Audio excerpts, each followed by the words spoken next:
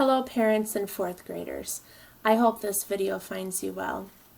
I have posted some websites for learning music on my school webpage. Some are also posted on the district website with other learning resources. The videos that I'm posting will also be available on YouTube for those without Facebook access. The purpose of this video is to teach you the basics of recorder playing. The upcoming videos will be geared toward the 5 songs or pieces of music that we are learning in Recorder Karate. Alright, so for the basics, the first thing that you need to do is find a place to practice that will not disturb anyone. People might be reading, people might be watching the news, or having conversations, and 100% if you're playing a recorder when other people are trying to do things that will totally distract them. So find a place that your parents say is okay to practice. Let's review the parts of the recorder. So I always start at the top and work my way down. We have the head joint, we have the body, and at the very bottom we have the foot joint. Now, on the head joint, remember the part of it that goes into our mouth is the beck. We blow our air into the windway. The little rectangular hole toward the top of the head joint underneath the beck is the labium. We have to be careful that we don't break that part or get anything caught in it, otherwise it will not work. On the body of the recorder we have a bunch of tone holes that we're going to cover and uncover to produce different tones. Some of us have a little thingamajigger sticking out of the back of the body, and that is a thumb rest. I do not have a thumb rest on this recorder. However, we have multiple recorders in the house. So on my next video, I might see if I can find one that does have a thumb rest. So those are the main parts. So again, head joint, body, foot joint, and then we have the beck where we put our mouth. We have the windway where we blow our air. We have the labium that we're going to be careful not to break or get anything stuck in it. We have all the tone holes, and then on the back some of us have a thumb rest. So now, to hold the recorder. When we hold the recorder, we're always going to use our left hand on top. Now, when you watch this video, it may be reversed. Sometimes the video switches or does a mirror image. It's confusing. But at any rate, you're going to have your left hand on top. So whether this looks like my left hand or not, it is my left hand. I'm going to find the back of the recorder, and I know it's hard to see right now, but there is one hole on the back of the recorder. I'm going to put my left hand thumbprint over that hole like this, and then on the front of the recorder I'm going to cover the very, very top hole.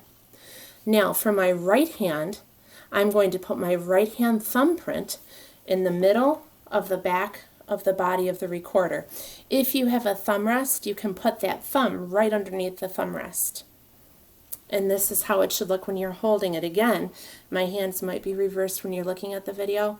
Hard to know until I see how this turns out, but left hand is on top, right hand is on bottom. Now, for the first few notes that you need to know, the fingering I have right now with thumb and first finger covering the top hole is B. And then in class, I gave us the trick that as you add more fingers, you're actually spelling a word. So now I have thumb and 2 fingers. This is A. If I do thumb and 3 fingers, that's going to be a G. So you can spell it out B-A-G, which spells bag. That is a trick for you. Now, you need to make sure you're covering the holes all the way. If you don't, it'll probably squeak on you. So a lot of times I will check my fingers, and when I look at my fingerprints, I should see that there's little itty-bitty circles on them. I don't know if you can see them, probably not. Oh, on my pointer finger you kind of can. There's a little itty-bitty circle on it. That shows that I covered the hole all the way. Now, I'm not telling you that you have to squeeze like really, really hard, but you should have a good grip on it that you are covering the holes completely. Otherwise, it's going to squeak. Now, remember, if you blow hard, it's also going to squeak. So those are the 2 main causes of squeaking, either not covering all the way or blowing too hard. Now, when I play the recorder, remember that we start every pitch with our tongue, and I called it tonguing. So if you think of the syllable to, but without using your vocal cords, you're going to have to. And so every time I play a note in the recorder, I am going to start it with my tongue. To. So if I wanted to play the rhythm on the recorder and I wanted to play it on B, I would have thumb and one finger. Left hand is on top, right hand is on bottom. When I put the beck in my mouth, my teeth do not touch the beck. My lips touch the beck, and I'm going to blow soft air, and I'm going to start every pitch with my tongue. Like this. If I wanted to play maybe on A, I would cover another hole, so I have thumb and two fingers, and I would blow into the recorder softly, doing that exact rhythm.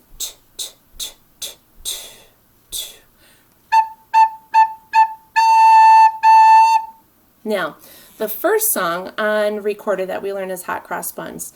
So in this video, we're going to learn it by rote, in which I play parts and you copy. So when I play, I will point to myself. When I want you to copy me, I'm going to go like this. Okay, so get your hands ready. And we are sitting up nice and tall. We didn't talk about that. We've got our left hand on top. We've got our right hand on bottom. Okay, and we're going to start with B. I'm going to play. Again, when I do this, you're going to copy me. And whenever I play my notes, I'm starting it with my tongue. Listen to this.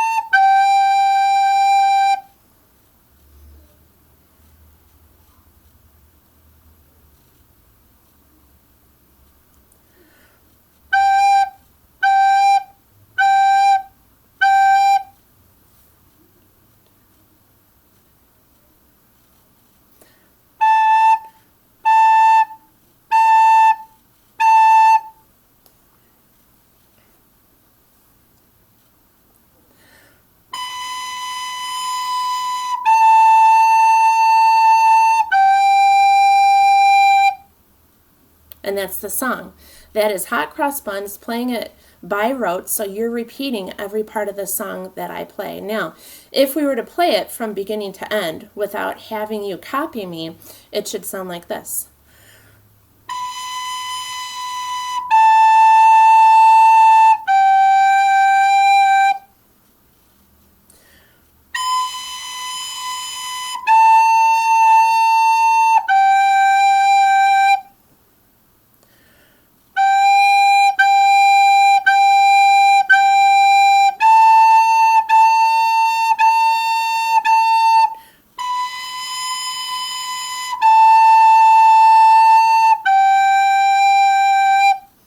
Okay, and that is it. That is Hot Cross Buns. Now, in the next video, we're going to look at the printed music for Hot Cross Buns, and I'm going to teach you how to read that music. If you want to send me a video of your playing and post it onto Facebook for me to listen to, I would love that. Or if you want to send it privately to Messenger, that would be awesome as well. I'll give you feedback and comments, and I would be so happy to see you and hear you. Have a good day.